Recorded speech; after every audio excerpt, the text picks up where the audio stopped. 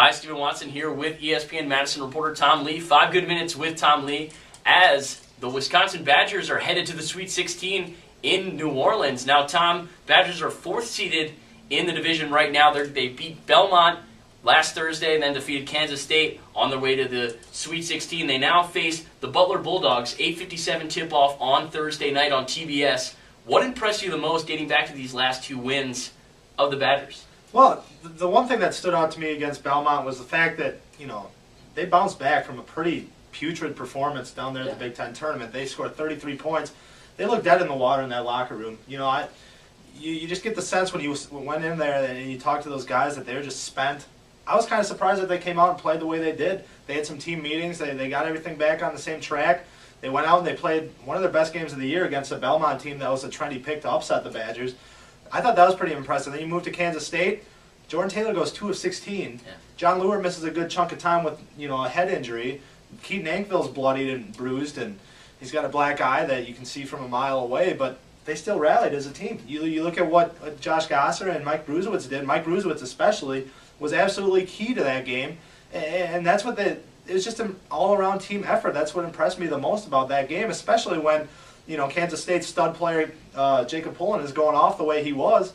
It was impressive the way that they were able to rally back from being down by 6. I don't think any team that Kansas State had played when having the lead with 5 minutes left had beaten them until Wisconsin. So that's pretty impressive, it's territory to be in if you're a Badger follower and supporter, because that's talks a lot about what you got with this team. Obviously, everybody knows about Wisconsin's 1-2 punch of John Lea and Jordan Taylor. Now, for Butler, they're led by Shelvin Mack and Matt Howard.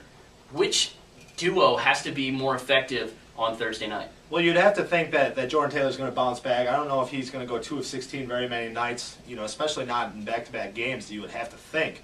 But yeah, I think the way that Butler's playing, they've had some bad losses this year. I know they got beat by, I believe, 30 points to UW-Milwaukee earlier in the year. They go as Shelvin Mack and Matt Howard go, because they're the guys that are veteran. They've both been inches away from winning a national championship last year. They're both back. Actually, everyone from that team is back except for Gordon Hayward. So they are going to be huge for Butler.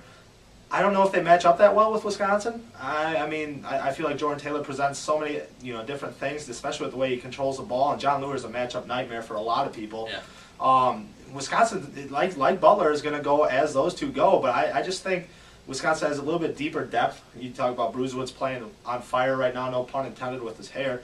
And then you got Gosser looking like a seasoned veteran out there at the point guard position. So I like Wisconsin in that matchup, and I think John Lea and Jordan Taylor are going to be a pretty big key in the Badgers against Butler.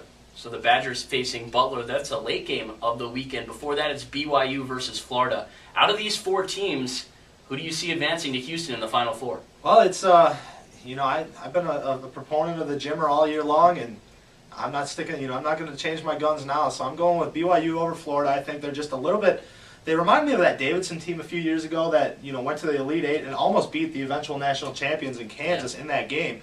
They do have their stud guy like that Davidson did with Steph Curry. They have Jimmer, but they also have a couple other really good players that make up that team. They're a solid team, not just one guy like a Kansas State was against the Badgers. So there's a scary team, and I think experience like that and a solid veteran team trumps athletic, up and down, kind of undisciplined team like Florida. So I take BYU in that one.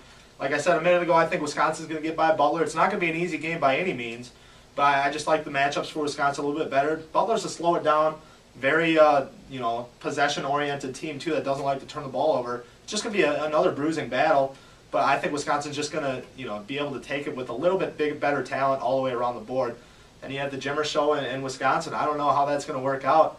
That's the typical team that knocks Wisconsin off in the tournament. You look at Cornell last year with their big guy and their shooter. You look at Davidson and UNLV a few years ago. That's a scary game, but I think that's a game that a lot of Badgers fans would be excited for, especially with the spot for the Final Four to go on the line. I did pick Wisconsin to go to the Final Four for the first time ever in my pool. I'm sticking with it. They're going to knock it off somehow. Alrighty. Well, once again, Wisconsin and Butler will tip off on Thursday night at 8:57 on TBS. If they win that, they will face the winner of BYU and Florida on Saturday. So Tom and I will be back next week. It could be a Final Four preview or it could be a season recap. We'll see right here on ESPNMadison.com.